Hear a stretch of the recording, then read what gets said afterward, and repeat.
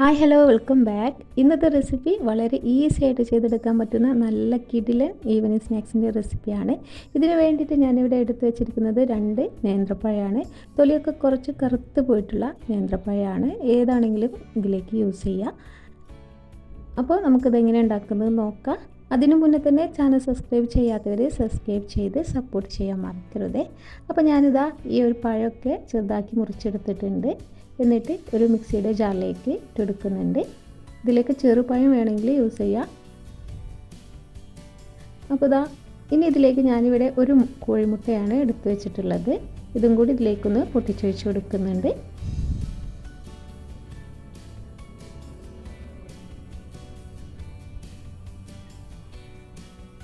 ഇനി ഇതിലേക്ക് മധുരത്തിന് ആവശ്യമായിട്ടുള്ള പഞ്ചസാരയും കൂടി ചേർത്ത് കൊടുക്കുന്നുണ്ട്. ഞാനിവിടെ 3 ടേബിൾ സ്പൂൺ പഞ്ചസാരയാണ് ചേർത്ത് കൊടുക്കുന്നത്. പഴം നല്ലോണം പഴുത്തുകൊണ്ട് തന്നെ നല്ല മധുരം ഇതിൽ തന്നെ ഉണ്ടാവും. ഇനി ഇത് നമുക്കൊന്ന് അരച്ചെടുത്തിട്ട് വരാം. അപ്പോൾ ഞാനിവിടെ നന്നാക്കി ഫൈനായിട്ട് തന്നെ അരച്ചെടുത്തിട്ടുണ്ട്. ഇതിലേക്ക് വേറെ വെള്ളമൊന്നും യൂസ് ചെയ്യേണ്ട ആവശ്യമില്ല. ഇനി ഇത് ഞാനൊരു പാത്രത്തിലേക്ക് മാറ്റി കൊടുക്കുന്നുണ്ട്.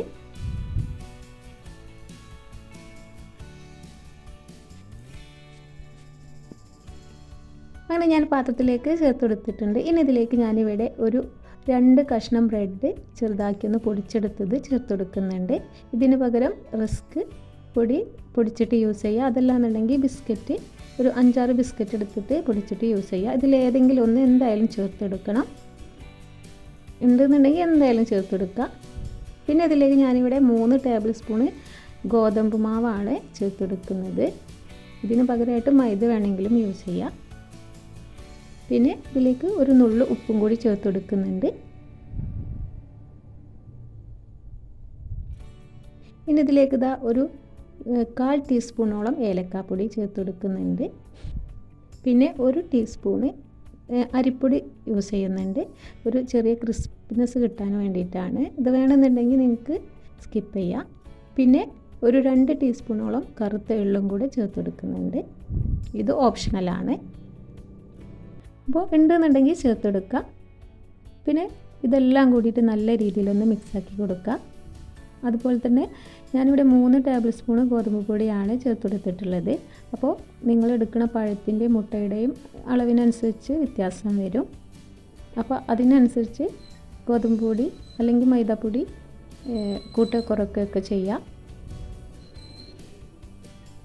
അപ്പോൾ ഇത് ചെറിയൊരു രീതിയിൽ ഒരിത്തിരി ലൂസ് കൂടി പോയിട്ടുണ്ട്. അപ്പോൾ ഇനി ഞാനിവിടെ 1 ടേബിൾ സ്പൂണും കൂടെ ഇതിലേക്ക് ഗോതമ്പ് പൊടി ഇട്ട് കൊടുക്കുന്നുണ്ട്.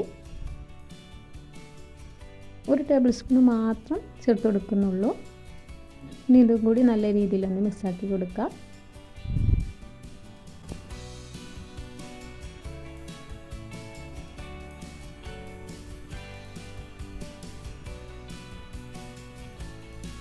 അപ്പോൾ ഈ ഒരു രീതിക്കാണ് മാവ് വേണ്ടത്. അപ്പോൾ അതിനനുസരിച്ച് നിങ്ങൾ ഗോതമ്പ് പൊടി കൂട്ടുകയോ കുറയ്ക്കുകയൊക്കെ ചെയ്തിട്ട് മാവ് റെഡിയാക്കി എടുക്കുക.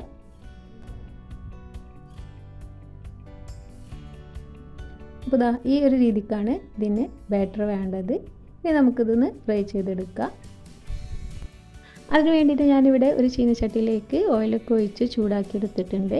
എന്നിട്ട് സ്പൂണ് കൊണ്ട് ഇതേപോലെ തന്നെ ഇതിലേക്ക് ഇട്ടിട്ട് നമുക്ക് ഫ്രൈ ചെയ്തെടുക്കാം. മീഡിയം ഫ്ലെയിമിൽ വെച്ചിട്ടാണ് നമ്മളിത് റെഡിയാക്കി എടുക്കേണ്ടത്. ഇതല്ലാന്നുണ്ടെങ്കിൽ നമ്മൾ ഗോതമ്പ് പൊടിയൊക്കെ ചേർത്തുകൊണ്ട് തന്നെ പെട്ടെന്ന് തന്നെ കളറ് മാറിയിട്ട് ഉൾഭാഗം ഒന്നും വേവാതെ ഇരിക്കാനുള്ള ചാൻസ് ഉണ്ട്. അപ്പോൾ നമ്മൾ അതിനനുസരിച്ച് മീഡിയം ഫ്ലെയിമിലാക്കിയിട്ട് ഇത് വേവിച്ചെടുക്കാം. അപ്പോൾ ഒരു ഭാഗം ഗോൾഡൻ കളറായി വന്നാൽ നമുക്ക് തിരിച്ചിട്ടിട്ട് മറുഭാഗവും നമുക്കൊന്ന് വേവിച്ചെടുക്കാം.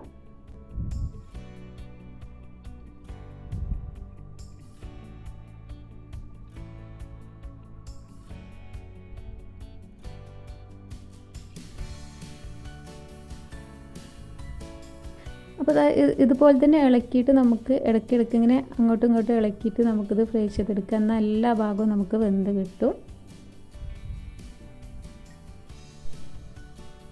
അപ്പോൾ ആദ്യത്തേത് ഇവിടെ വെന്ത് വന്നിട്ടുണ്ട്. വെറും 2 മിനിറ്റിനുള്ളിൽ തന്നെ നമുക്കിത് ഫ്രൈ ആയി കിട്ടിയിട്ടുണ്ട്. വളരെ എളുപ്പത്തിൽ റെഡിയാക്കാൻ പറ്റുന്ന ഒരു സ്നാക്സിൻ്റെ റെസിപ്പിയാണിത്. അപ്പോൾ നമുക്കിത് കോരി മാറ്റി വെക്കാം. ഇനി ബാക്കിയുള്ളത് നമുക്ക് ഇതേപോലെ തന്നെ നമുക്ക് ചുട്ടെടുക്കാം.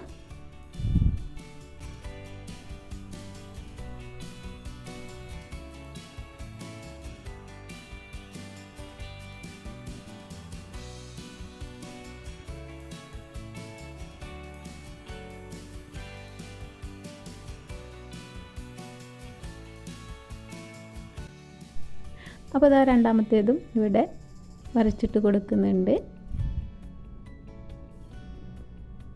അപ്പോൾ ഇതാ സോഡപ്പൊടിയൊന്നും ചേർക്കാതെ തന്നെ നല്ല പൊങ്ങി വന്നിട്ടുണ്ട്. സ്നാക്സ് നല്ല സോഫ്റ്റായി തന്നെ വന്നിട്ടുണ്ട്.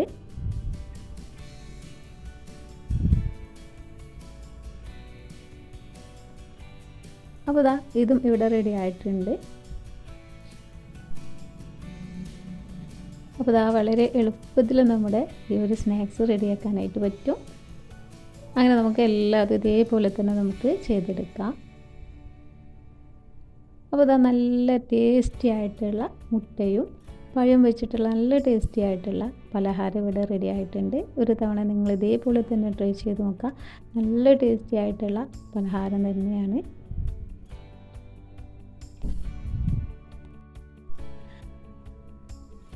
അപ്പോൾ ഇതാ ഇത് നമുക്കൊന്ന് പൊട്ടിച്ച് നോക്കാം.